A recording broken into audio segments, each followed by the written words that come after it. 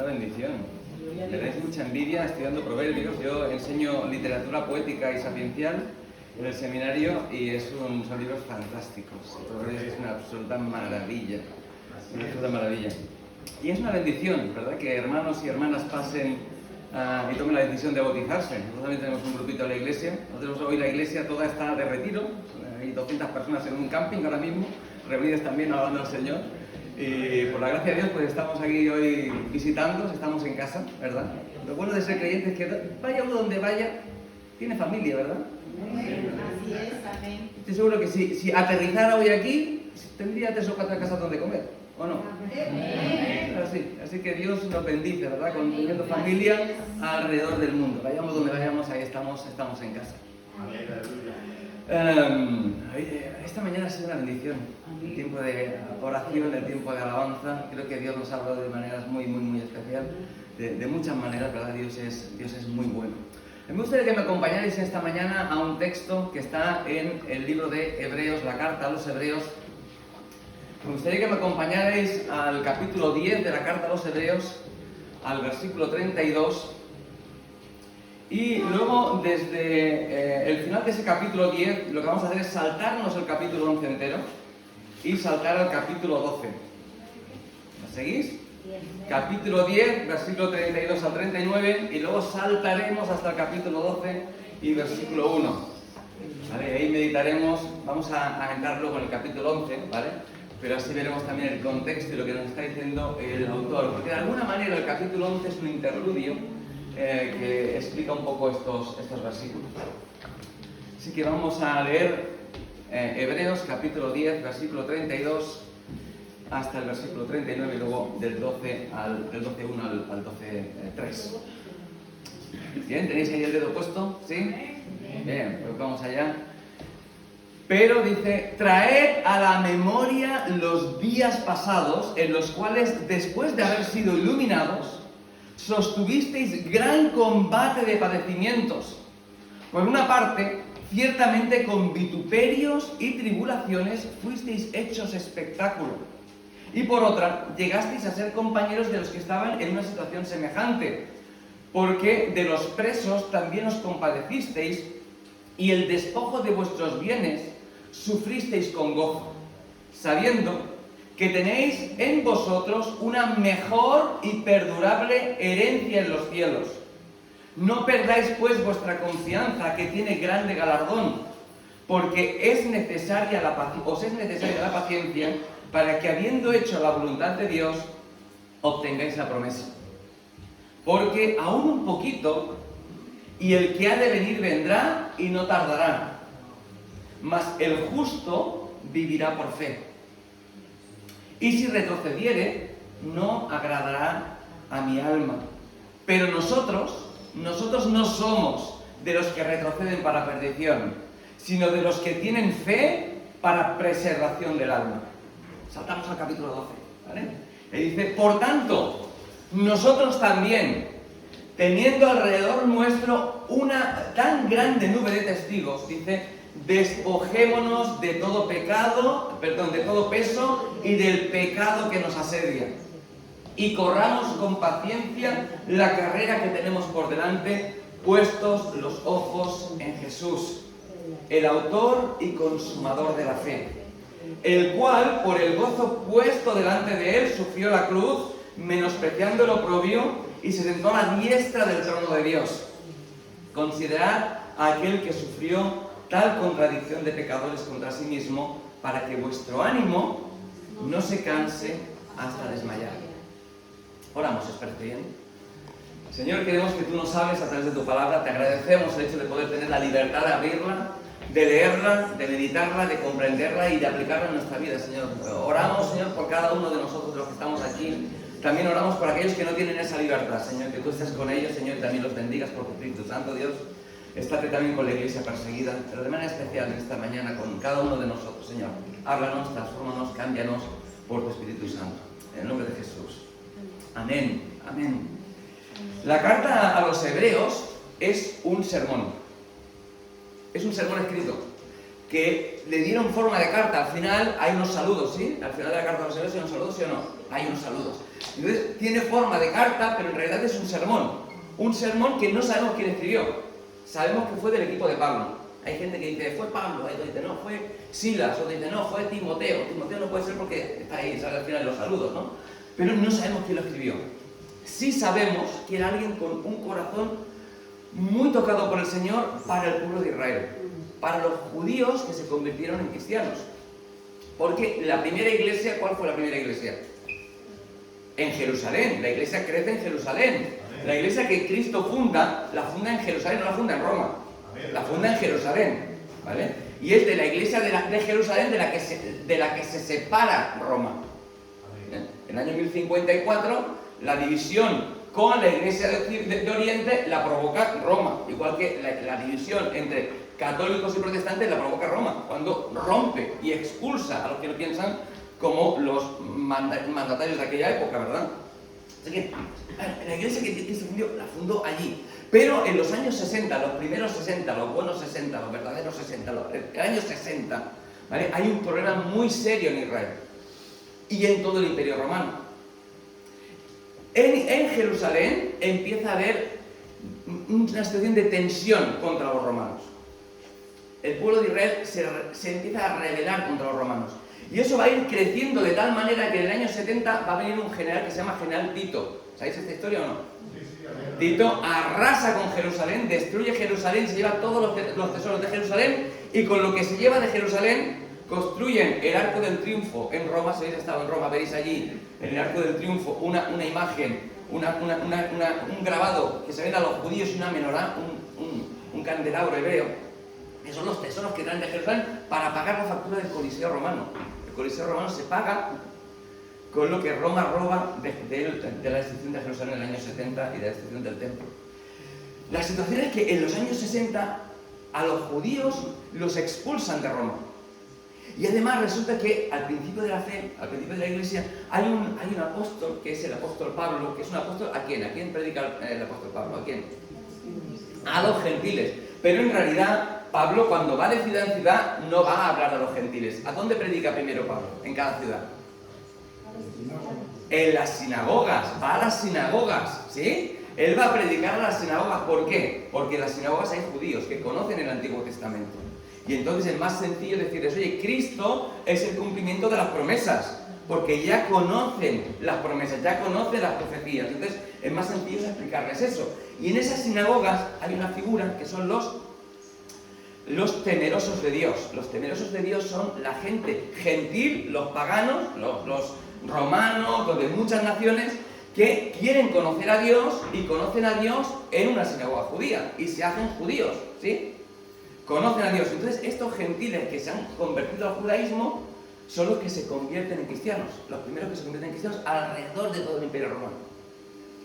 ¿Y eso qué provoca? Provoca que el pueblo de Israel pierda muchos apoyos a lo largo del Imperio Romano, porque mucha gente que apoyaba a Israel en Roma, en Galacia, en Éfeso, en muchas regiones del imperio, resulta que de golpe porrazo salen cristianos y dejan de ser judíos y por lo tanto pierden apoyos. Entonces algunos judíos en los años 70 decían que el problema de Jerusalén fue los cristianos. Qué contexto histórico más raro, ¿verdad? ¿Me seguís bien hasta ahí? La cuestión es que hay muchos hermanos que se convirtieron al Señor desde el judaísmo, que debido a todas las persecuciones empiezan a plantearse si vale la pena ser cristiano o no. Si no valdría más la pena dar un paso atrás. Porque en el año 64 había un emperador que se llama Nerón. ¿Os recordáis de Nerón? ¿Sabéis la costumbre que tenía Nerón? Cogía a los cristianos, los ataba a un palo, les metía mecha y los utilizaba como antorchas vivas para iluminar sus fiestas en el palacio. Y yo no sé si viniese hoy la policía por esa puerta y dijera, venga, voluntarios para ser quemados vivos, para iluminar una fiesta, ¿cuántos dirían, aquí estoy yo? Que Dios nos ayude para estar presentes. ¿Sabes que hay un chiste que entra una persona con una ametralladora en una iglesia y empieza a pegar tiros? Todos los que no sean cristianos que salgan por la puerta y los que sean cristianos que se queden. Y entonces salen un montón por la puerta. Y entonces se sienta en la primera silla y dice, pastor, ya puede empezar que los hipócritas han salido por la puerta. Amén, amén, amén. Pero en aquella época había gente que dudaba, oye, ¿vale la pena o no vale la pena? Y por eso se escribe esta carta. Y la escribe una persona muy enfática. Yo siempre me imagino al que escribió la carta a los hebreos como una persona, ¿sabes que los predicadores que gritan mucho? Yo conocí a una persona que gritaba mucho. Yo conocí a una persona, Utrilla se llamaba, este hombre evangelizó en España en una época en la que tú entrabas con la Biblia en ciertos pueblos de España y te apedreaban, literalmente te apedreaban. Años 50, años 40, años 60. En España te apedreaban el coche y te apedreaban a ti por ir con una Biblia. En la zona del interior de España. Este hermano evangelizó allí. Y aquel hombre, cuando predicaba en la iglesia, vino alguna vez a nuestra iglesia aquí en Barcelona, yo pensaba que se bajaba del púlpito para pegarnos. ¿Sabes aquella gente que grita? Pero luego son muy buena gente, ¿sabes? Porque lo que quieren es despertar tu conciencia, ¿me entiendes? Porque a veces estamos tan... De verdad que necesitamos que alguien diga, oye, espabila, chaval, porque, nene, que... La marinera. ¿Sí o no? Algún hijo y algún nieto también hay que hacer eso, de vez en cuando. Y algún marido también hay que hacerlo de vez en cuando. Pero esa es la situación. Y entonces, el escritor de Hebreos le dice, oye, recordad cuando os convertisteis, recordad cuando fuisteis iluminados. Oye, que tú no te convertiste porque tú eres así de bueno y así de inteligente. No, es que Dios iluminó tu comprensión para que tú pudieras comprender el Evangelio, para que pudieras comprender lo que Dios quiere hacer en tu vida. Y Dios que te iluminó, entonces tú conociste al Señor y dijiste, oye, da igual lo que Dios me pida, aquí estoy yo para entregarle toda mi vida. ¿Lo hemos estado cantando esta mañana o no? Hay una persona que decía que los cristianos decimos pocas mentiras, pero que cantamos muchas. Porque a veces decimos, Señor, todo lo que tengo te lo doy. ¿De verdad? ¿De verdad?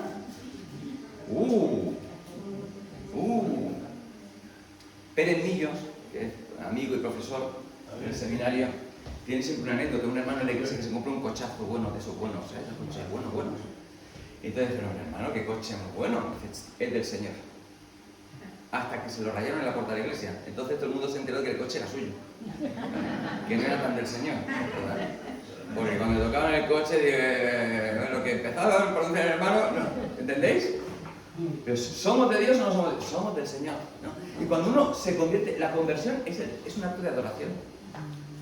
La conversión es un acto de adoración, es una vez que decimos, Señor, yo sé quién eres tú, yo sé que no merezco lo que tú haces por mi vida, pero aquí estoy para entregarme totalmente a ti, en sacrificio vivo, santo, agradable, ¿sí? Es un acto de adoración. Entonces dice el autor, recordad cuando os convertisteis. Recordad que no importaba el precio a pagar porque sabíais que Dios estaba actuando en vuestra vida. Sentisteis el amor y el perdón de Dios en vuestra vida. Sentisteis que Dios actuaba y tenía un propósito para vosotros. Recordad eso. Recordad que cuando os convertisteis fuisteis objeto de persecución. Escucha. Satanás solamente se enfrenta a los cristianos comprometidos. A los dormidos ya los tiene dormidos, no hace falta despertarlos. Escucha, ser creyente es un deporte de riesgo, ¿me entiendes? Porque el que está en el mundo, Satanás no le importa, vamos, que hagan lo que quieran, ya están perdidos. Pero como tú quieras poner un pie de servicio a Dios, atenta a las consecuencias. Ser anciano, ser pastor, ser líder en una iglesia, no es un juego de niños, ¿eh? Hay gente que adora a Satanás que está orando a Satanás para destruirte a ti. Así es, amén. Escucha, Satanás quiere destruir a los cristianos fieles. ¿Sabes? Que no te extrañe, lo dice Pedro, ¿no? Que no se extrañe si tenéis un montón de pruebas. Es que forma parte del juego. Amén. La bendición es que mientras Satanás a través de esas pruebas quiere destruir tu vida, Dios quiere acercarte a él. Dios quiere bendecirte, Dios quiere crear el carácter y la imagen de Cristo en tu vida a través de las pruebas. Que Timoteo se actúa en mi vida, pero cuando venga la prueba, un poquito más flojito, de vez en cuando, ¿no? Sentimos eso, pero Dios sabe lo que tiene preparado para ti. Sabe que lo que tiene preparado para ti es necesario. Hay muchas cosas que nosotros no vemos necesarias, pero Dios sabe que son necesarias. Y cuando vemos todo lo que nos pasa en la vida, tenemos que pensar, oye, da igual lo que tengamos que pasar, porque lo que Dios tiene preparado para nosotros es mejor que cualquier cosa que tengamos que perder en este mundo. Da igual. Nunca nadie se siente defraudado por lo que Dios va a hacer en nuestra vida, ¿no? Así que el autor está hablando a estos hermanos y está diciendo, recordad cuando os convertisteis, recordad lo que Dios ha hecho, recordad vuestra herencia en los cielos y no perdáis vuestra confianza, porque tiene grande galardón. Y es muy interesante porque este pasaje habla de la fe. A veces en el mundo se dice que la fe es creer aquello que no puedes demostrar. No. Fe es confianza. Tú tienes fe en que te has sentado en una silla y no se iba a caer esa silla, ¿verdad? Eso es fe. Te subes en un avión y tienes fe de que ese avión no se va a caer. Y si no, que se caiga el siguiente vuelo, ¿no? Pero tú piensas que tienes razones suficientes para confiar en eso que confías, ¿sí o no? Y tenemos razones para confiar en Dios. ¿Cómo puedes creer? Es que Dios actúa en nuestra vida. Yo no necesito que nadie me explique. Yo sé en quién he creído. Y sé que es fiel y sé que es poderoso para guardarme. Y he actuado tantas veces en mi vida con fidelidad que no tengo más, tengo confianza absoluta en Él. Dice, no perdáis vuestra confianza, que tiene grande galardón. Dice, porque os es necesaria, os es necesaria la paciencia, tenéis que soportarlo todo. La paciencia no es estar ahí esperando que venga el autobús, no es estar esperando que empiece el partido, eso es paciencia. Paciencia es soportar el peso, esa es la idea en griego. Estar ahí como una columna, aguantando el peso del edificio, eso es paciencia. Os es necesario aguantar lo que os venga, para que habiendo hecho la voluntad de Dios, dice, obtengáis la promesa. ¿Sabes qué? Dios tiene algo para ti. Para ti algo que igual no es para mí. Tenemos un futuro, un premio futuro, ¿verdad? Una eternidad preparada para nosotros, eso es para todos, ¿no? Pero en esta vida Dios tiene algo para ti y algo para mí. Y a cada uno lo que puede gestionar, y cada uno conforme a su capacidad, dice el texto, ¿verdad? Que el Señor dio talentos, ¿y cómo dio los talentos? A cada uno de los siervos conforme a su capacidad, que no hay excusas. Aquí no hay excusa ni envidia. Dios tiene un camino para cada uno de nosotros, porque como cada uno de nosotros es de su padre y de su madre, y cada uno de nosotros cojea de un pie o cojea de otro. Algunos cojearán del orgullo, otros cojearán de la mentira, otros cojearán de la lujuria, cada uno de su padre y de su madre, ¿verdad? Cada uno tiene su pecadito por ahí que el Señor tiene que corregir. Pero como el Señor se ha comprometido en corregirnos, como el Señor se ha comprometido en crear la imagen de Cristo en nosotros, también ha preparado un camino para cada uno de nosotros. Y tiene algo para cada uno de nosotros. Y si Dios ha hecho una promesa, escucha, la cuestión no es si la cumplirá o no. La única cuestión es cuándo. La única cuestión, si Dios ha prometido algo, la única pregunta es cuándo lo va a hacer.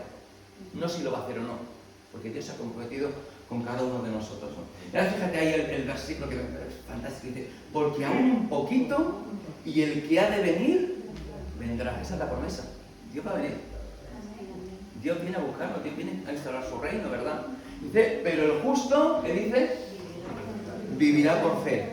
¿Veis? Una curiosidad en ese texto en hebreo es que dice, el justo vivirá por su fe. Y en hebreo ese texto es muy ambiguo. Este texto está en Habacuc, ¿no? Habacuc 2.4, ¿sí? ¿Sí? En la época de Habacuc, quien venía era Babilonia. Babilonia iba a venir a destruir Jerusalén y la iba a destruir. ¿Sí? Entonces, cuando dice, aunque la higuera no florezca, ¿se acuerdan de ese pasaje? Sí. Que tiene una canción muy bonita. Aunque la higuera... No, es que la higuera no va a florecer porque la van a cortar. O sea, es que eso va a pasar. Entonces la cuestión es, en medio de esa situación, dice, el justo vivirá por su fe. Y ahora te digo lo ambiguo del texto. Ese texto puede significar que el justo que vive en Jerusalén y viene Babilonia y lo va a destruir, ese justo se va a salvar del castigo de Babilonia porque es justo, por su fe en Dios. Dios va a recompensarle salvando su vida, ¿vale? O el justo va a ser salvo no por su propia fe, sino por la fidelidad, porque fe y fidelidad en hebreo es la misma palabra, es por la fidelidad de Dios. Dios es tan fiel que va a cuidar de los justos, ¿vale? ¿Veis el doble significado? Y ahora un tercer significado que también puede significar eso en hebreo, que es que el justo no tiene que vivir por vista, sino que tiene que vivir por fe, por confianza en Dios. ¿Cuál es el significado correcto? Los tres. Escucha, los tres. Dios tiene cuidado de nosotros. Dios recompensa la fidelidad de sus hijos. Y tenemos que vivir por la confianza en Dios. Ahora, ¿qué es la fe? ¿Qué es vivir por fe? Cuando llegamos al capítulo 12, dice que vivir por fe es poner los ojos en Jesús, el autor y consumador de la fe. Es vivir nuestra vida mirando lo que hizo Jesús y cómo vivió Jesús. Jesús caminó un camino para que nosotros anduviéramos ese camino, ¿sí? Jesús vivió una vida de ejemplo para nosotros. Pero claro, Jesús es Dios. Y tú y yo miramos y decimos, sí, pero es que yo no soy Jesús, ya me gustaría. Dios se ha convertido en crear en nosotros la imagen de Cristo, en que seamos como Cristo para el día de la eternidad. Nos está preparando para la eternidad porque no fuimos diseñados para este mundo caído, ¿sabes? Fuimos diseñados para la eternidad. Pero vivimos las consecuencias del pecado, las consecuencias terribles del pecado, ¿verdad? Las terribles consecuencias del pecado, toda la muerte que ha traído eso, toda la desesperación, todo el sinsentido que ha traído a la existencia del ser humano el pecado, ¿verdad? Pero fuimos creados para el y Dios se ha comprometido en crear eso en nosotros. Ahora, ¿qué es eso de vivir con la mirada puesta en Cristo? ¿Qué ejemplos podemos seguir? Y para eso está el capítulo 11, fíjate. El capítulo 11 es como... yo creo que el escritor de Hebreos estaba escribiendo el sermón y entonces cuando escribió el capítulo 11 dijo, pero ¿cómo le explico yo esto para que entiendan qué es poner los ojos puestos en Jesús? ¿Cómo es eso de correr la carrera de la fe? ¿Qué ejemplos puedo poner que lo entiendan? Y entonces les empieza a explicar todo el Antiguo Testamento, todos los ejemplos del Antiguo Testamento, porque son hebreos y conocen el Antiguo Testamento. Y tú eres cristiano y te has leído el Antiguo Testamento, entonces también recuerdas esas historias, ¿no? Si has llegado a la iglesia de grande, pues igual un poquito menos. Si has empezado la escuela dominical, pues mucho más, porque desde pequeñito has tenido la bendición de que desde pequeñito te lo han ido explicando, ¿verdad? Y entonces, en el capítulo 11, el escritor de los Hebreos nos explica qué es la fe. ¿Qué es la fe? La fe es la certeza, dice... La lo que se espera y la convicción de lo que no se ve. ¿Y eso qué significa? Esa es una pregunta importante. ¿Qué significa eso? De que la fe es la certeza de lo que se espera y la convicción de lo que no se ve. Porque hay una palabra ahí que es certeza. Hay una palabra que es lo que. Hay una palabra que es espera y hay una palabra que es convicción y lo que no se ve. ¿Qué significa eso? Creer sin ver. Oh, creer sin ver. ¿Sí? Bueno, esta es la parte técnica del sermón, ¿vale? Entonces, si me quieres seguir, gloria a Dios, ¿vale? Y si no me quieres seguir, no pasa nada, ¿vale? No vas a ir al infierno por no seguirme en esta parte del sermón, ¿me entiendes o no? ¿Vale? Pero esta es la parte de griego. Tenía un profesor en el seminario que me decía, los idiomas bíblicos tienen que ser como la ropa interior. Tienes que llevarla, pero que no se vea. Porque es importante edificar el sermón en lo que dice el texto, ¿verdad? Pero tampoco tenemos que hacer las cosas tan complicadas que nadie las entienda, porque al fin de cuentas quienes predicaron el Evangelio y quienes escribieron la Biblia eran gente como tú y como yo, ¿verdad? Y a los que Dios usó para que el Evangelio se entendiera, no para confundirnos, para que se entendiera el Evangelio, ¿sí o no? Entonces, la palabra certeza, esa palabra certeza es una palabra griega que es la palabra griega hipóstasis. Hipóstasis. En teología la usamos para muchas cosas. Por ejemplo, Cristo es una persona, decimos que es una persona hipostática. ¿Eso qué significa? Que Cristo tiene dos naturalezas. Dios es hombre y es 100% Dios al mismo tiempo. Eso se llama la unión hipostática en teología. Pero no tiene ese sentido aquí, ¿vale? La hipóstasis es una palabra que significa seguridad, firmeza, confianza, garantía. Y es el nombre que se utiliza, la palabra que se utiliza en esa época para hablar de las escrituras de un piso. Son los documentos que garantizan, que demuestran la posesión de algo que es tuyo. Así que la fe es lo que garantiza que hay algo que es tuyo. ¿Qué es lo que es tuyo?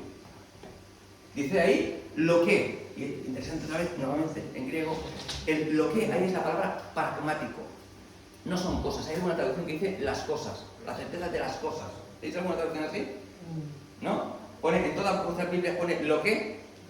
¿Sí? Bien. Bueno, esa palabra es pragmático y no son cosas, son actos, son hechos. Es algo que tú esperas, algo que Dios ha prometido. La fe es la convicción absoluta, la garantía absoluta de que Dios va a cumplir lo que ha prometido. La fe es la garantía absoluta, la certeza absoluta de que Dios va a cumplir lo que prometió, que Dios va a actuar en tu vida, que Dios va a hacer lo que Él ha prometido. Y fíjate que ahí hay un paralelo que dice la convicción, otra palabra griega, que es elenchos. Y esa es una palabra que se utiliza para... Supongamos que yo tengo aquí un billete de 200 euros. y te digo, ¿lo quieres? Y tú estás segura de que tú, si vienes a coger el billete, yo te lo voy a dar. ¿Alargarías la mano o no? ¿Te levantarías del asiento o no? Si tú estuvieras seguro de que yo te digo, aquí están 200 euros para ti, 1000 euros para ti, 1.000.000 de euros para ti, ¿te levantabas corriendo o te levantabas lento? Vamos, no me da tiempo a acabar la frase. ¿Sí? La fe es lo que te hace alargar la mano para recibir de Dios lo que Dios ha prometido. Eso es lo que está diciendo el texto. Es la convicción absoluta de la expectativa de que Dios va a cumplir aquello que te ha dicho. Si Dios te ha prometido algo, escucha, no es cuestión de si va a suceder o no, la única cuestión es cuándo va a suceder. Es la única cuestión es cuándo va a suceder. Y para que nosotros entendamos eso, dice, por esa fe alcanzaron buen testimonio los antiguos.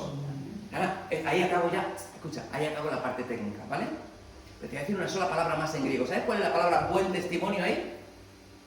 Es una palabra que es en griego, a ver si te suena esa palabra. En griego es martureo. A ver, ¿a qué te suena esa palabra? Martureo. A ver, ¿en qué palabra española te sonaría a nivel de martureo? ¿Qué palabra española se parece? Mártir. La palabra testigo, testimonio en la Biblia es la palabra mártir, martirio. ¿Y sabéis por qué la palabra martirio?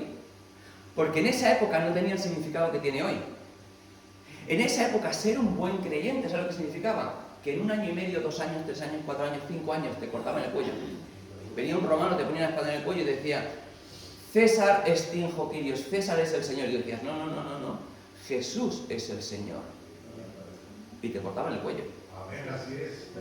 En aquella época no habían problemas de ancianos que estaban 80 años como ancianos de su iglesia, ¿no? Porque hasta los 2 años los pelaban. En 5 años se renovaba todo el consejo pastoral de las iglesias, porque es que no duraban más. Alguno logró sobrevivir 80 años. Alguno. Por ejemplo, Policarpo, 86 años cuando lo pillaron. Le pegaron una paliza que le rompieron, entre otras cosas, le rompieron una pierna. 86 años, un anciano. Le pegaron tal paliza que le rompieron una pierna. Y le dijeron, renuncia a tu fe. Y te cortamos la cabeza y ya está. Maldice a los cristianos. Maldice a tu Dios. Maldice a Jesús. Y te cortamos la cabeza y se acabó todo el tormento. Y si no maldices a Jesús, te vamos a quemar vivo. ¿Y sabes lo que dijo? 86 años he servido a mi Señor que me salvó. Y Él siempre ha sido fiel y siempre me ha dado bien. Y tú ahora me dices a mí que lo maldiga, cuando Él no ha hecho nada contra mí.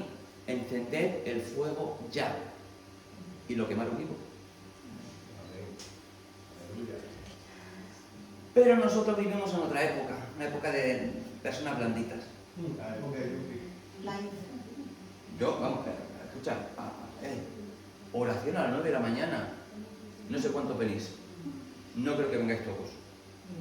Voy a decir una cosa. En Seúl hay una iglesia que tiene culto de oración a las 6 de la mañana. Escucha, a las 6 de la mañana en Seúl, 6 de la mañana y son 100.000 personas para orar, ya en un estadio de fútbol. A las 6 de la mañana, 100.000 personas para orar. Y están allí. Y yo digo, wow, qué bendición. Con razón el Evangelio está creciendo en Oriente, cuando no está creciendo tanto en Occidente. Porque son hermanos que están dispuestos a lo que sea. Hermanos que se han escapado de Corea del Norte, huyendo del régimen de Corea del Norte, de un campo de concentración. Han llegado a China y de China han ido a Seúl, a Corea del Sur. Allí se han formado bíblicamente y han vuelto a Corea del Norte sabiendo que los iban a matar. Pero para llevar el Evangelio. Y gloria a Dios. Y hoy vemos, China se levanta, ¿no? China se levanta. En China hay 200 millones de creyentes, ¿sabes? En casas. En iglesias secretas muchos de ellos. Pero dispuestos a dar su vida.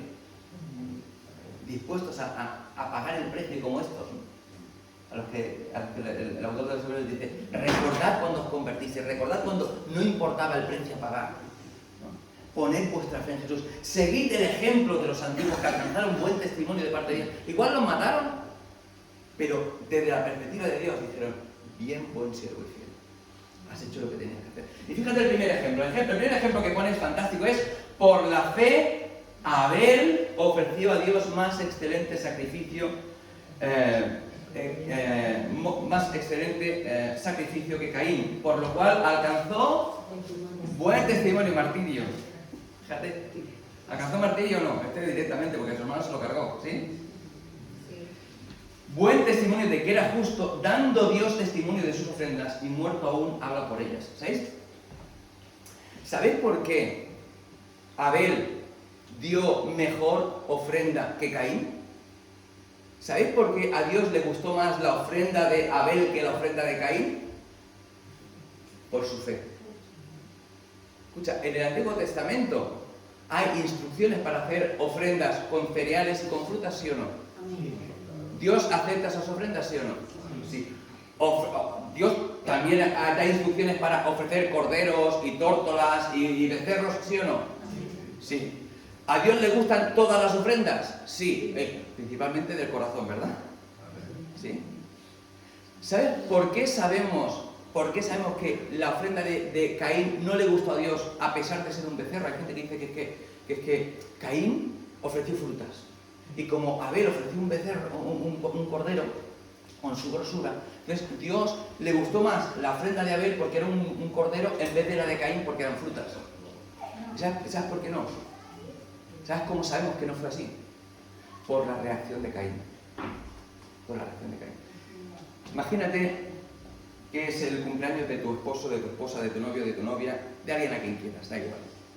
Y tú haces todo lo posible para comprar el mejor regalo porque tu deseo es que le encante, que le guste. ¿Sí? Tu deseo es que le guste. Tu único deseo es que se sienta bien con el regalo. Ahora, la persona a la que amas, a la persona a la que le regalas, abre el regalo y mira el regalo y dice, no me gusta. ¿Cuál es tu reacción? ¿Cuál es tu reacción? ¿Te pones triste, sí o no? Porque tu deseo era que le guste, ¿sí o no? El texto no dice eso de Caín. Dice que se enfadó a rabiar, porque lo que Caín esperaba era que Dios le alabara a él. Caín lo que esperaba es que Dios le dijera, muy bien, Caín, qué buenas peras que me has traído, Caín, qué buenas manzanas, Caín, ¿cómo te has esforzado? Caín esperaba que Dios le alabara a él. No hizo su ofrenda para alabar a Dios, hizo su ofrenda para que lo alabaran a él. De tal manera que dice el texto que Dios da testimonio de las ofrendas de Abel. ¿Qué ofrenda si solamente trajo una? Es que además de su ofrenda trajo su corazón. Fue a darse él por entero a Dios. Escucha, no es tan importante lo que pones en la ofrenda, que es importante, porque lo que pones en la ofrenda habla de tu compromiso con Dios, de tu dependencia de Dios. Pero lo importante es si de verdad está tu corazón ahí o no. Si de verdad estás sirviendo a Dios o no. Si uno ofrenda para que las demás personas digan, ¡qué bien! ¿Cuánto ofrenda este hermano? O una ofrenda para que Dios sea glorificado. Lo importante no es cuánto dinero, bueno, si nos entregamos nosotros en sacrificio vivo, en olor fragante a nuestro Dios. Si estamos dispuestos a entregarnos totalmente al Señor o no. Esa es la gran diferencia. Y esa es la primera pregunta que nos asalta. ¿Cómo está nuestra fe en cuanto a entrega a Dios? ¿Cómo está nuestra fe? ¿Cómo vivimos nuestra fe? Si vivimos una fe que se sacrifica a Dios o no. O que le da a Dios lo que sobra. Nosotros hemos estado 16 años llevando jóvenes en la iglesia. Ahora sí, hace muchos años que no. Tengo 16 años como responsable de jóvenes. Una vez en un encuentro de jóvenes, un chaval de la iglesia me dice, no, si yo ofrendo al Señor el 10%. Me dijo él. Yo nunca he hablado del 10%, pero el chico, yo del 10%. Dice, primero pago el coche, luego la gasolina, luego lo que reservo para salir con los amigos, y luego de lo que queda, entonces le doy al Señor el 10%. ¿Qué? ¿Qué os parece? ¿Ha pensado primero al Señor o no? No. En lo ultimito. En cambio vamos a la Biblia y encontramos una mujer anciana, una viuda, que llega allí al templo y pone dos monedas. Dos monedas era la más pequeña ofrenda que se permitía en el templo. Lo más pequeño que se permitía era poner 2. Y las arcas de la ofrenda, habían 13 arcas de ofrenda, ¿sabéis lo que es un shofar?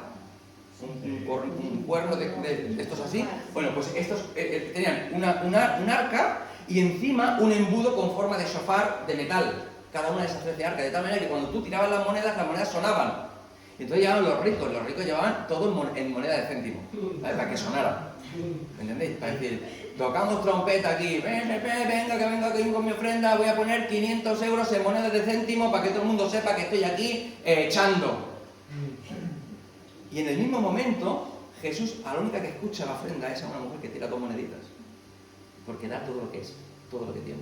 Da todo su corazón, todo su sustento. Dios se goza en eso. No es lo que te sobra, no es la fanfarria, no es la apariencia.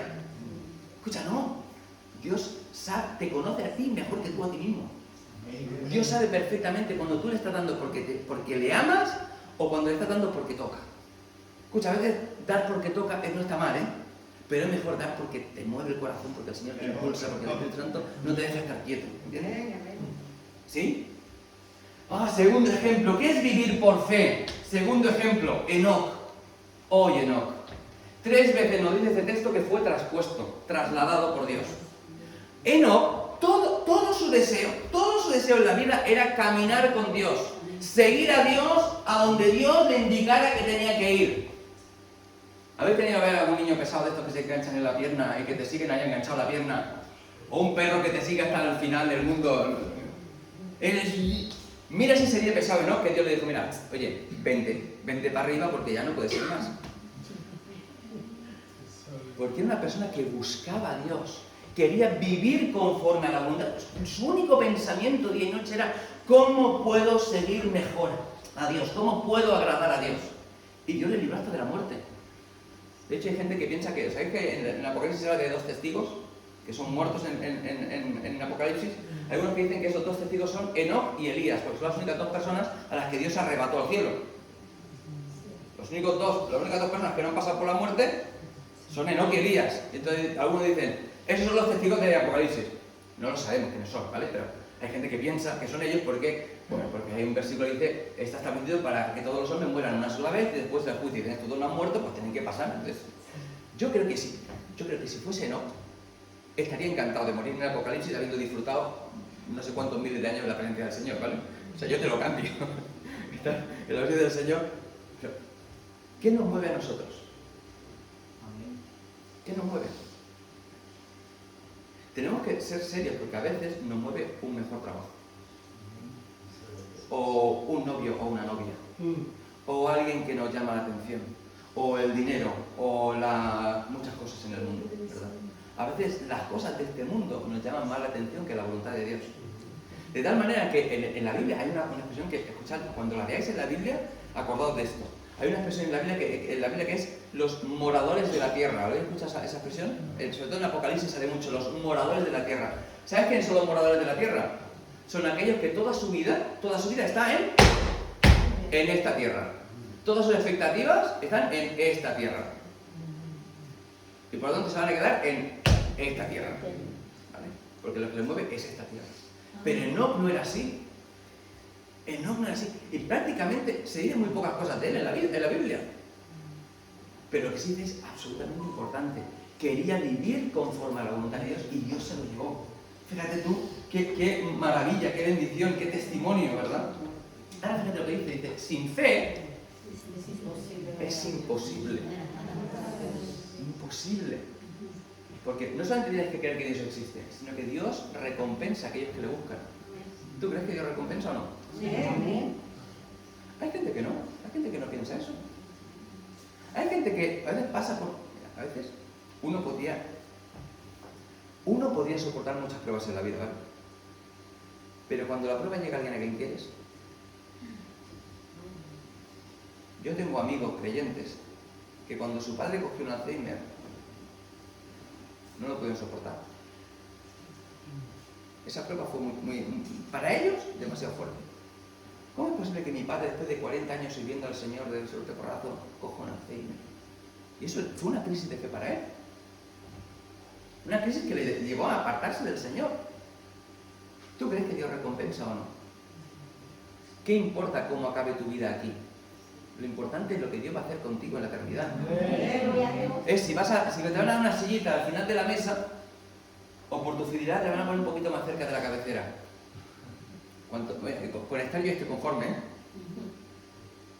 Pero si puede estar un poquito más arriba, que el Señor me lo conceda, ¿verdad?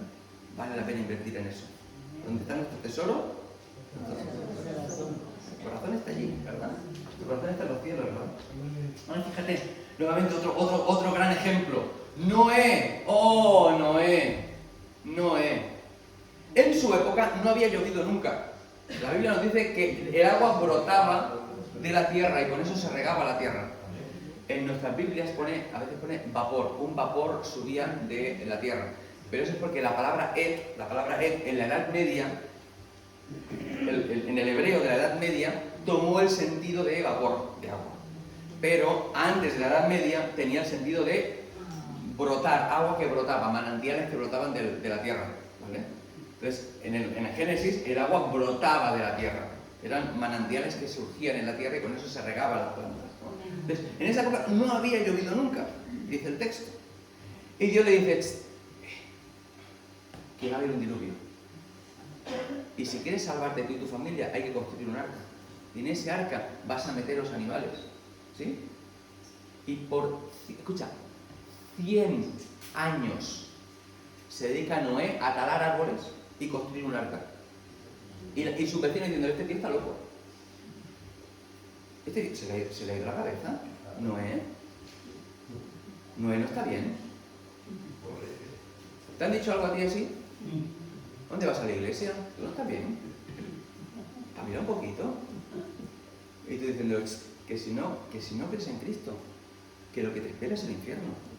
Que te lo digo con todo el amor del mundo, escucha, con todo el amor del mundo, con toda la verdad descarnada del mundo. Si no tienes a Cristo, no tienes la vida eterna.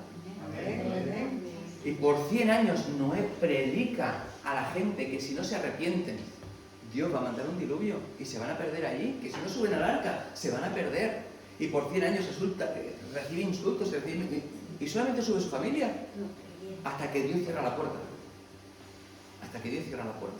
Y entonces todo el mundo se da cuenta de que no tenía razón.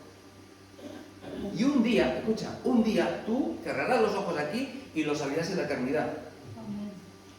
Y Dios quiera que estés en el lado correcto de la historia.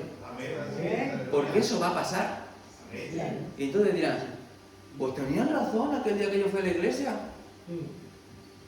Y entonces dice el texto que allí será el lloro y el crujir de dientes, ¿no? Ahí vendrá el arrepentimiento, ¿no? Cuando ya no hay nada que hacer. Pero tú puedes decidir si vas a pasar la eternidad con tus seres queridos o no. O lo vas a pasar en el otro lado de la eternidad, donde lo único que queda es el arrepentimiento fuera de la presencia del Señor, ¿no? Por 100 años. ¿Cómo es tu servicio a Dios? ¿Cómo es tu servicio a Dios? ¿Cómo respondes tú a la palabra de Dios? ¿Cómo respondes tú a las advertencias de Dios? ¿Cómo pones en práctica la palabra de Dios?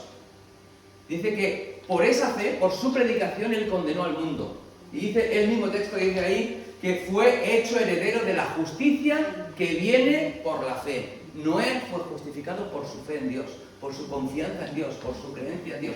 ¿Qué es vivir por fe? Vivir por fe es ofrecerte totalmente a Dios, es buscar la voluntad de Dios, es creer a Dios y servir a Dios fielmente toda tu vida. Venga lo que venga y te digan lo que te digan. Eso es vivir por fe. Abraham, hoy fíjate, ahí está, versículo 8 del capítulo 11. Abraham, ¿qué tipo Abraham?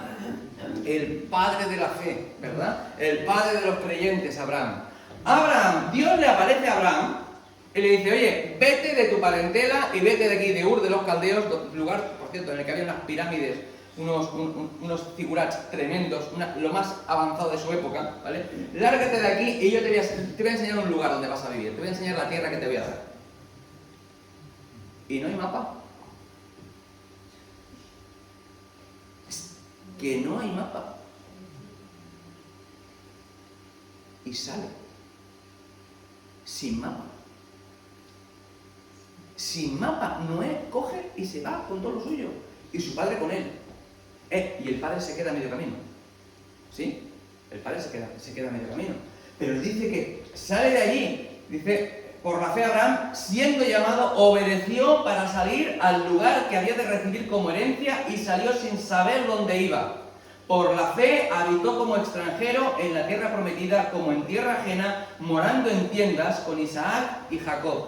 Es que llega a la tierra prometida, Abraham llega a la tierra prometida y escucha, se pasa toda su vida viviendo en una tienda campaña. ¿Que no se le ocurrió montarse una casita? Yo a los dos días estoy allí cavando cimientos ya. Para hacerme aunque sea un bungalow pequeñito de 50 metros. Lo que haga falta, pero para la tierra prometida, pues yo... Cimientos aquí ya. No. Lo único que fue propiedad de Abraham en la tierra prometida, ¿sabes lo que fue? Su tumba. Lo único que Abraham compró fue la tumba para su mujer, que es la misma en que lo enterraron a él, y es la misma tumba en la que enterraron a sus descendientes. A Isaac lo entierran en esa misma tumba. Lo único que le perteneció, y Dios le dijo, a ti y a tu descendencia le voy a dar esta tierra. ¿Y Abraham creyó o no creyó? ¿Y le fue contado por justicia o no? ¿Lo veía o no lo veía? Pero Dios es fiel. Esta tierra me pertenece a mí y a mi descendencia. Da igual si no es mía, da igual si no tengo la hipoteca, si no tengo las escrituras. Dios me lo ha prometido, Dios lo va a hacer. ¿Lo vio? Vio a los millones de judíos que entraron allí en el 1425 a.C., ¿lo vio? Ni uno. Vio a uno, a su hijo y a su nieto, seguramente, ¿no? Pero, ¿cuánto vio de la promesa? Nada. Pero confió en Dios, creyó a Dios. Y le fue contado por justicia. Escucha, un día Abraham se levantará de la tumba. Y llegará a la presencia del Señor, llegará a los cielos nuevos y la tierra nueva. Y yo estoy seguro que un día Abraham llegará allí, habrá una colinita o algo así, subirá y verá la nueva Jerusalén. Y se caerá de culo. Porque dirá, yo no me podía imaginar que Dios hiciera algo tan increíble por mí. No va a quedarse decepcionado. Tú no vas a llegar al cielo y vas a decir, pues si lo llego a saber, me quedo en mi casa. Porque vamos, tanto servir a Dios para lo que me ha preparado aquí, pues si lo sé no vengo. ¿Tú crees que eso va a pasar? No. La Biblia dice que lo que nos espera no es nada comparado con lo que estamos padeciendo en esta vida. Que si tú padeces mucho en esta vida, escucha, que sepas una cosa, que lo que te espera vale la pena. Amén. Pero muchísimo la pena. Amén. Y a veces vivimos como si no valiera la pena. A veces vivimos como si Dios nos estuviera robando la vida. Es que ahora voy a tener que ir a salir a evangelizar. ¿Qué crees? ¿Que Dios no lo recompensa? Porque a veces actuamos como si Dios no lo recompensara. Como si fuese algo que Dios te lo tiene que deber. Que no, escucha, que Dios paga sus facturas, Dios no le deja de ver nada a nadie. En esta vida o en la otra, pero Dios paga sus facturas.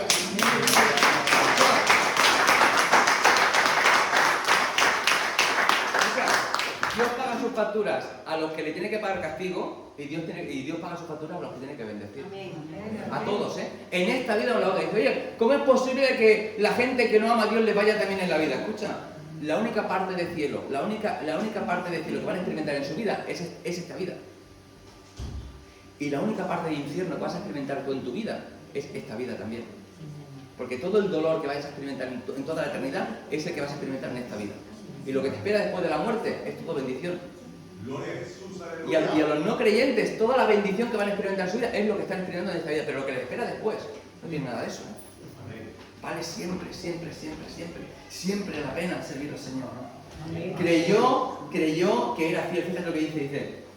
Habitó en tiendas con Isaac y con Jacob, coherederos de la misma promesa, porque esperaba la ciudad que tiene fundamentos, cuyo arquitecto y constructor es Dios. A Abraham no le importaba la tierra prometida, a Abraham le importaba la voluntad de Dios. Al Dios de la tierra es a quien él buscaba. A veces nosotros buscamos la bendición sin buscar a Dios. Escúchame. Necesitamos buscar al Dios de las bendiciones, no las bendiciones de Dios solo. Porque si tú buscas a Dios, si buscar primeramente el reino de Dios, ¿y qué? Y todas las cosas vendrán. Todas, escucha, todas es todas o no, pone todas ahí en tu Biblia, porque en mi Biblia pone todas. En la tuya pone todas también, ¿no? No pone algunas, pone todas. Ah, vale, digo, a ver si voy a estar equivocado yo, que sería el único que. Todas, pues todas van a venir, todas. En esta vida o en la otra. Pero todas van a venir. Y fíjate, sin fe es imposible. Sin fe es imposible. Y hay muchas cosas que no son posibles. Dice que la misma Sara por la fe, ¿qué te dice ahí? Siendo estéril, recibió fuerza para concebir.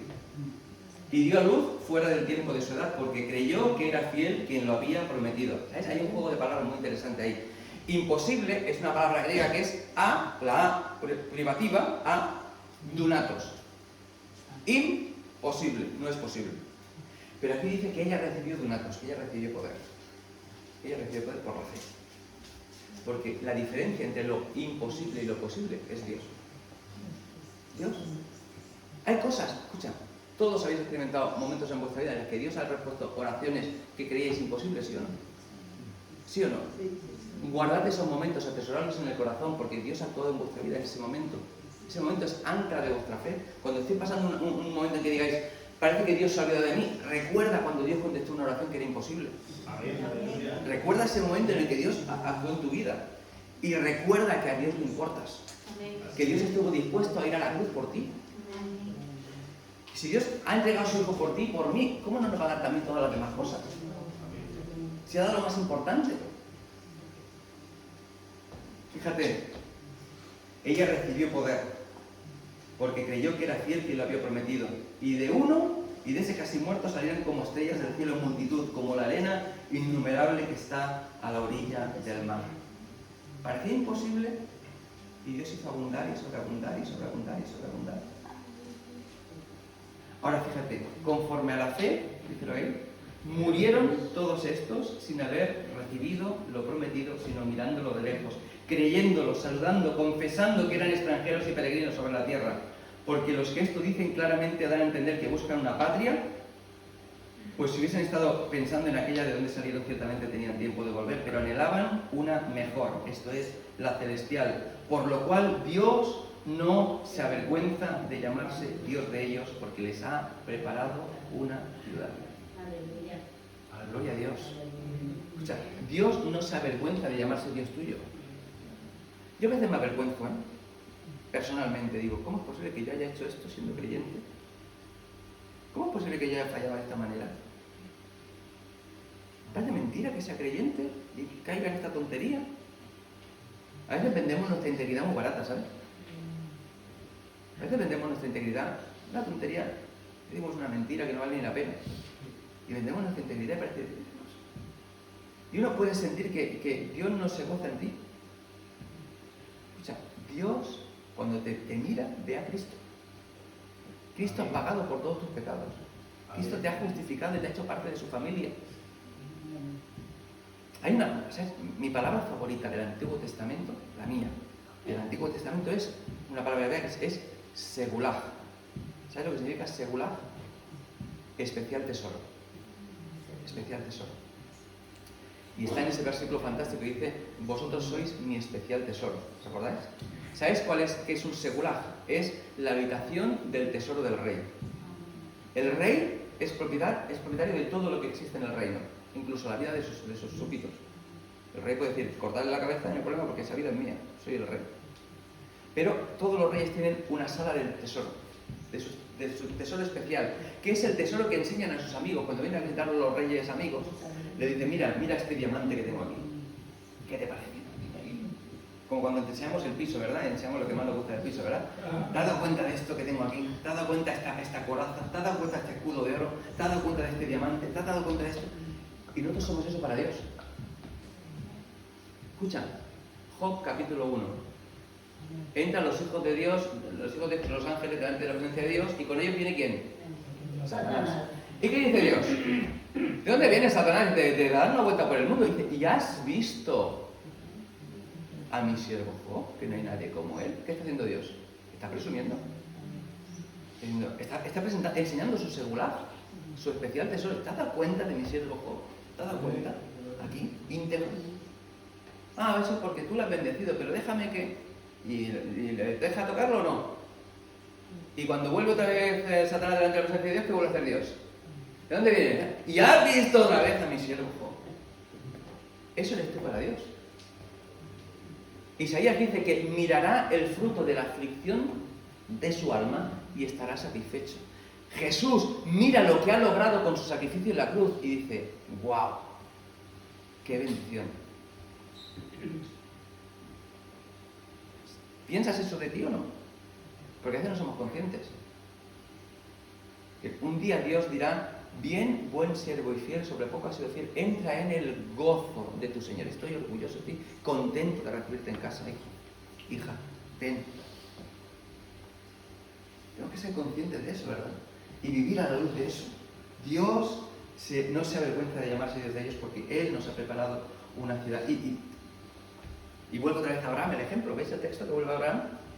Y nos dice que Abraham hizo por Dios, estuvo dispuesto a hacer por Dios lo que en realidad Dios hizo por ti. ¿Sabes por qué es interesante la vida de Abraham? Porque Abraham estuvo dispuesto a hacer por Dios lo que de hecho Dios hizo por la humanidad, que es entregar a su hijo a la muerte. Abraham tenía tan claro que Dios iba a cumplir sus promesas, no sabía cómo. Dios me ha dicho que a través de este hijo yo voy a tener una herencia multitudinaria. ¿Lo ha dicho Dios? Sí. ¿Lo va a cumplir? Sí. ¿Me ha dicho que lo mate? Sí. Pues aquí está el puñal. Vamos para la montaña porque te voy a clavar el puñal en el pecho. Pero como Dios ha prometido que lo va a cumplir, pues Dios te va a resucitar de entre los muertos, porque yo dispuesto a matarte estoy. ¿Sí? Eso es lo que piensa Abraham. ¿Y Dios le para la mano a Abraham, sí o no? Sí. ¿Y provee un cordero, sí o no? Sí. ¿Hace eso Dios con su hijo, Jesús? ¿Para el sacrificio de la cruz? ¿Se baja Jesús de la cruz? No.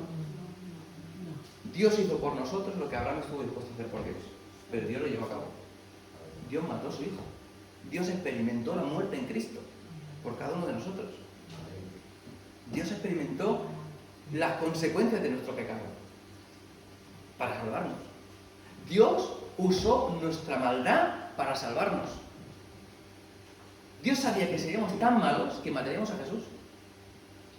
Y por eso lo envió. Porque seríamos tan malos que lo mataríamos. Si hubiéramos sido un poquito más buenos, no lo hubiéramos matado y no seríamos salvos. Pero éramos tan malos que Dios nos puso una trampa ahí, a nuestra propia maldad. Y matamos a Jesús. Y nos salvamos por nuestra propia maldad, ¿no? Por su gracia y por su misericordia. ¡Oh! La fe de Abraham. Por la fe, Isaac, fíjate, por la fe bendijo Isaac a Jacob y a Esaú respecto a las cosas venideras. ¿Qué es vivir por la fe? Vivir por la fe es bendecir a tus hijos, ¿sabes? Es instruirles respecto de las cosas venideras. Es decirles, tú vas a ser una persona que va a servir a Dios, que va a obedecer a Dios, que va a conocer a Dios, que va a vivir para Dios. Vivir en fe es trabajar para nuestros hijos. Escucha, no hay mejor cosa que puedas hacer en la vida que educar a tus hijos en el temor del Señor. Eso, si estáis haciendo proverbios, lo habréis visto un montón de veces. El principio de la sabiduría, ¿qué es? El temor de Dios.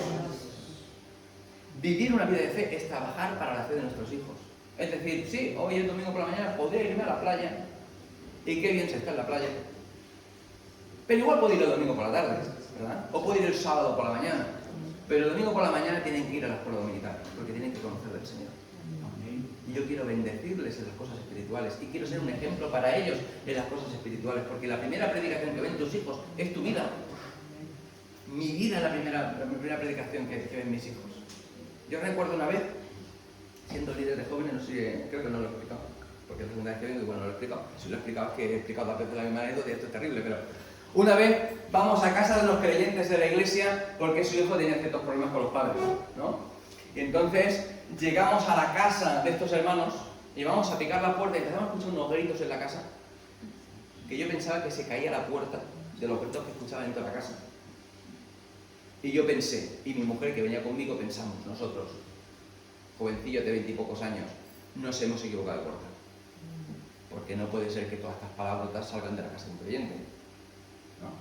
¿Qué va? ¿Irás a casa? Sí. Entonces tú empiezas a comprender por qué hay ciertas rebeldías. Porque si de lunes a sábado comen eso, lo que se desintoxique el domingo por la mañana no sirve para nada, ¿entiendes? La primera predicación que ven tus hijos es tu propia vida. Y por eso a veces es tan difícil que nuestros familiares se conviertan, porque es que a veces somos incoherentes en nuestras casas, ¿no? Necesitamos ser coherentes y darle la gloria a Dios. Amén, aleluya. Y ser sal y luz donde Dios nos ha puesto. ¿Sí o no? Por la fe, él invirtió en la vida de sus hijos. Por la fe, dice ahí, fíjate ahí, ese texto, esto aquí, que por la fe, Jacob, al morir, bendijo a cada uno de los hijos de José y adoró apoyado sobre el extremo de su bordón. Hay una de las cosas tremendas de Jacob. ¿Jacob se equivocó mucho o poco? Mucho, muchas veces. Y de hecho, una de las cosas interesantes, una de las cosas muy interesantes del Antiguo Testamento y de la vida de Jacob, Jacob tuvo varias mujeres, ¿sí? Las principales, ¿cuáles fueron? Lea y Raquel. ¿A quién amaba Jacob de verdad? A Raquel. A Raquel. ¿De quién desciende el Mesías? De Lea. El Mesías desciende de Lea. Judá era hijo de Lea, no era hijo de Raquel. Fíjate cómo Dios bendice lo que es insignificante para muchas personas. Da igual lo que menosprecien, lo que valora los demás. Lo importante es lo que valora Dios. Dios tiene un propósito para nuestras vidas. A veces, igual tú en la vida no has hecho más que trabajar. Escucha. Igual tú en la vida, para el Señor, no has hecho más que trabajar, ofrendar, orar por tu familia. Igual, y tú piensas, ¿qué poco he hecho por el Señor? No. Igual tu hijo, el Señor, igual Dios usará a tu hijo para que miles de personas se conviertan. Escucha, tu influencia es determinante. A veces pensamos que una vida pequeña entre comillas, humanamente hablando, sencilla humanamente hablando, no tiene valor. Que va, lo que no está haciendo y lo que no está sembrando, el Señor lo va a prosperar. Jacob está bendiciendo a los hijos de José, y cuando bendice a sus propios hijos dice, el cetro no se irá de Judá hasta que venga aquel que tiene el derecho de reinar.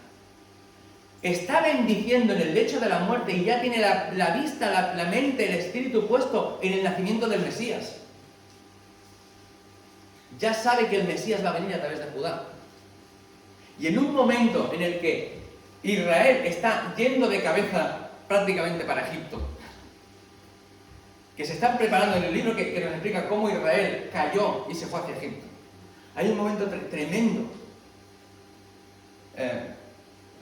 ¿Os acordáis de ese momento de hambre, verdad? Que los hijos de Israel van a Egipto a salvar su vida, ¿os acordáis? Bueno, pues hay un momento ahí que Judá se va a la cama con su nuera. ¿Lo habéis visto ahí o no? Y el Mesías nace de esa nuera. Y el Mesías, mientras Israel estaba de cabeza yéndose para Egipto, Dios ya estaba preparando el camino para el nacimiento del Mesías.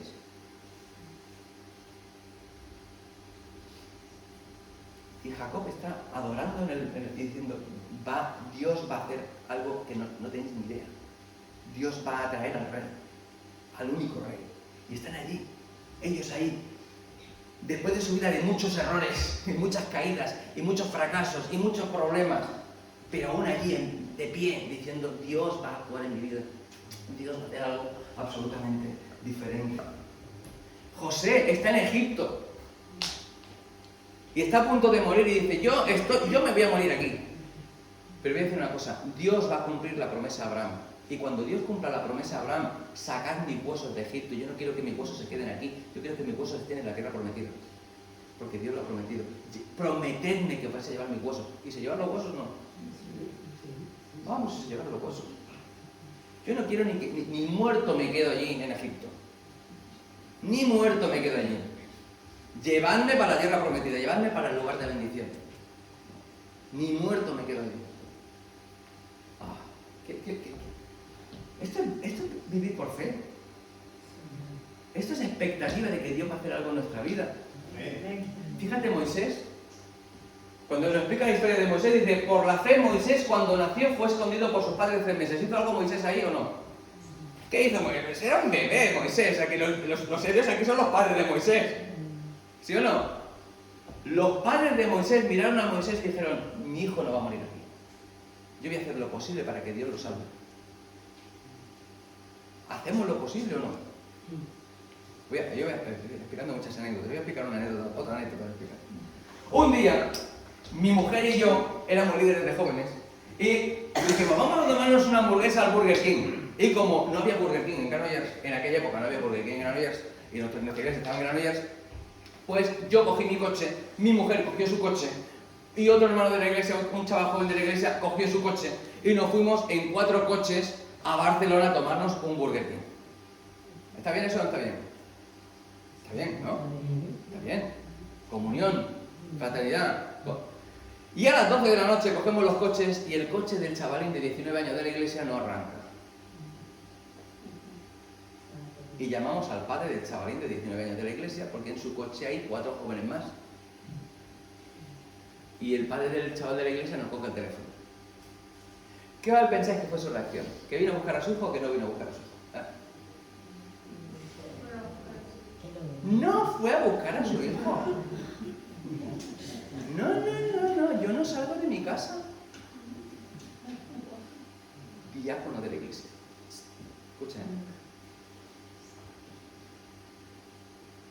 ¿Qué estás dispuesto a hacer por la espiritualidad de tus hijos? Porque tus hijos se críen con otros creyentes, que tus hijos tengan amigos creyentes, que tus hijos conozcan al Señor. ¿Qué precio estás dispuesto a pagar? Escucha, yo cada viernes por la tarde cojo a mi hija y me la llevo a un splay, una actividad creyente, donde conozca gente creyente, porque en casa sola no está. Entonces, si está de lunes a viernes que no ve ningún creyente, porque no hay ninguno en su instituto, pues tendrá que relacionarse con creyentes, ¿no? Entonces, si hay que ir todos los viernes, yo la llevo, porque ella quiere ir a Juventud para Cristo en Tarrasa, imagínate, en Tarrasa, pues yo cada viernes cojo desde Cardedeu hasta Tarrasa 45 minutos en coche para llevar a mi niña, estar 2 horas en la puerta y volver a coger a mi niña y traerla otra vez para casa. 4 horas para que mi niña esté 2 horas con creyente. Pero es que si quiero que tenga amigos creyentes, tengo que juntarla con creyentes. Tengo que llevarla al spray de la iglesia. Tengo que hacer fiestas en casa para que vengan a comer una meriendola en casa a los chicos de la iglesia, a las chicas de la iglesia. Tendré que animarles para que se reúnan. Tendré que sacrificarme yo, no sé para sacrificar otro. Tendré que hacerlo yo que soy el padre. ¿No? Y gloria a Dios por los líderes de jóvenes que sacrifican su vida entera. Escucha, su vida entera. Dando horas y horas y horas y horas y esfuerzo y oración, y más esfuerzo y más oración y más horas. Y dinero de gasolina y de transporte y de todo para que las cosas salgan. ¿Me equivoco o no me equivoco? Y a veces lo hacemos tampoco. Es otro tema. Pero tenemos que invertir. Eso es vivir por fe. Esto son cosas prácticas. ¿Te das cuenta de que todos estos ejemplos no son una nebulosa ahí? No, son gente como tú y como yo. Gente que tenía 2 brazos y 2 piernas como tú y como yo, y una cabeza como tú y como yo. Y falta de dinero como tú y como yo. O sea, no era gente pero gente que tomó la decisión de bendecir a Dios y de bendecir a los suyos y de esforzarse y de pagar el precio. Y esa es la pregunta. Vivir por fe es estar dispuestos a pagar el precio. Y yo no sé a qué hora tengo que acabar, ¿vale? Pero dime qué hora tengo que acabar. ¿A y media? ¿A y menos cuarto? ¿A las 7 de la tarde? A las 7 de la tarde no, que tengo que recoger a mi niña, ¿vale? Bueno, estamos ahí, ¿vale? ¿Me estáis siguiendo? ¿Estáis bien? ¿Estáis a gusto o no? ¿Sí? ¿Nos queda paciencia? Bueno, va, venga. Ahora, fíjate si la fe es importante, que la única diferencia entre pasar por el Mar Rojo y ahogarte en el Mar Rojo, ¿sabes cuál es? La fe. Dice, porque por la fe cruzaron en seco el Mar Rojo, pero los egipcios ¿qué hicieron? Se ahogaron. Porque unos tenían fe y los otros no. Dicen que el cruce del Mar Rojo fue provocado porque en Grecia, en ese preciso momento en Grecia, hubo un terremoto en un volcán. ¿Sabéis eso? ¿Sabéis eso o no? Dicen, los estudiosos dicen, no está confirmado, ¿vale? Pero en aquella época hubo un terremoto muy serio en Grecia, un volcán. Y entonces lo que pasó es que el mar se retrotalló, como cuando pasa con un tsunami. Entonces ese camino se hizo seco, entonces cruzó Israel, y entonces llegó la ola del tsunami y se cargó al ejército egipcio. ¿Vale? Yo no sé si eso pasó o no. Yo no sé si eso es lo que Dios utilizó. Pero Dios lo utilizó justo en ese momento. Dios hizo un milagro en ese momento. Es cuando, igual que te dicen, no, es que cuando Israel cruzó el Jordán, ¿sabes la gente que cruzó el Jordán en seco? Está demostrado, porque eso ha pasado muchas veces, que en las montañas de arriba hay un terremoto, entonces caen rocas en el lecho del Jordán y entonces el lecho del Jordán se bloquea. Y entonces hay un momento hasta que se desbloquea las rocas que el Jordán se corta. Entonces, eso es lo que ocurrió. Sí, pero ocurrió justo en el momento en que pusieron el pie en el agua, ¿me entiendes? O sea, esto no quita el milagro para nada. Al contrario, que Dios es el soberano de cielos y de tierra y utiliza lo que haga falta para que las cosas ocurran. Porque Dios es así. Porque Dios dice, ¿cómo es posible? ¿Qué casualidad? ¿Casualidad? Casualidad. No hay casualidad con Dios, ¿verdad? Por la fe cayó Jericó. Por la fe. ¿Sabéis? Yo tengo una teoría sobre Jericó. Esta es la mía, ¿vale? Si me la creéis bien y si no, tampoco vais al infierno por no creerla. Estaréis equivocado. No. Cuando empieza Israel a dar vueltas a Jericó, ¿sabéis? Que cruza un día, hace una vuelta. Y luego otra vuelta. Y el séptimo día dan 7 vueltas, ¿no? Bueno, Jericó era una ciudad muy especial. Jericó tenía doble muralla. Y entre una muralla y otra habían puesto una tarima de encima.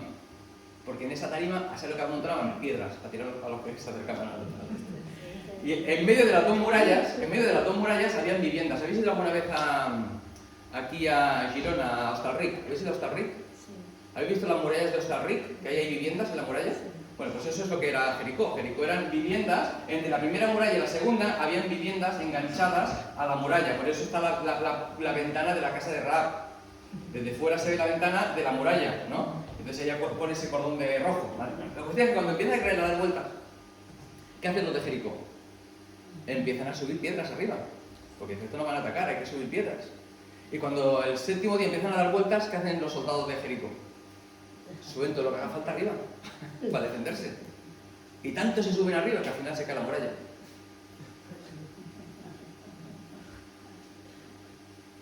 ¿Eso elimina el milagro de Dios? No, Dios sabía perfectamente que esa muralla no iba a aguantar. Sabía perfectamente que eso no iba a aguantar. Dios lo sabe todo. Dios hace milagros. Dios hace milagros. Y hay una mujer ahí que es una prostituta, pero a la que la palabra de Dios le llega. Dice, estos vienen en el nombre de Dios. Y estas murallas no van a poder pararlos. Porque si Dios está con ellos, estamos perdidos. Y se acerca y le dice, mira, yo voy a salvar la vida. Pero cuando vengáis aquí, yo y mi casa seremos salvos también. ¿Y cumplen el pacto o no cumplen el pacto? Sí. Escucha, da igual tu pasado. Da igual tu pasado. Hace unos días hay una polémica en internet porque una chica que tenía una cuenta de OnlyFans, estas que se desnudan a cambio de dinero, se ha convertido al Señor. Y hay un lío en internet porque hay un montón de creyentes de toda la vida diciendo, ¿cómo esta chica se va a convertir al Señor después de la vida que ha llevado? Gloria a Dios. Gloria a Dios, que Dios puede cambiar vidas. Esta chica estaba al borde del suicidio. Escucha, al borde del suicidio, de lo mal que se sentía consigo misma por estar viviendo como vivía. Y le llegó la palabra del Señor y ha transformado su vida de arriba a abajo. Gloria a Dios. Gloria a Dios.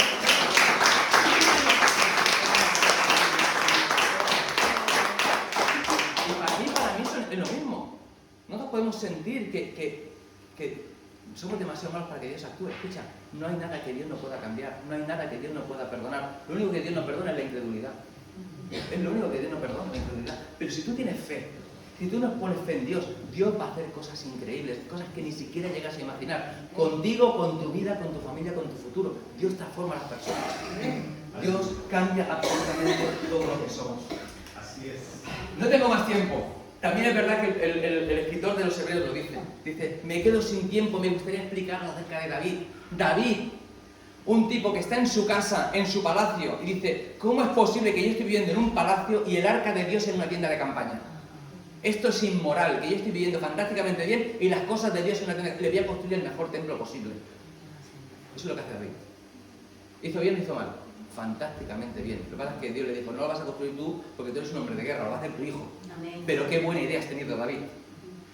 Porque se entregó para las cosas de Dios. O gente que dice aquí, dice, gente que no recibió lo prometido, gente que fue aserrada viva. ¿Sabéis? Manasés, tenía una costumbre en aquella época, Manasés, un tronco hueco. Dentro de un tronco hueco, ¿sabes a quién metió dentro del tronco hueco? Al profeta Isaías.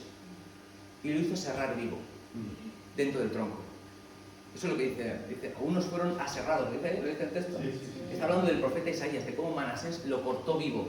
Tú imagínate una sierra viniendo por aquí, hasta que llega a la columna vertebral. Porque no te mueres de golpe cuando te cortan por aquí, ¿entiendes?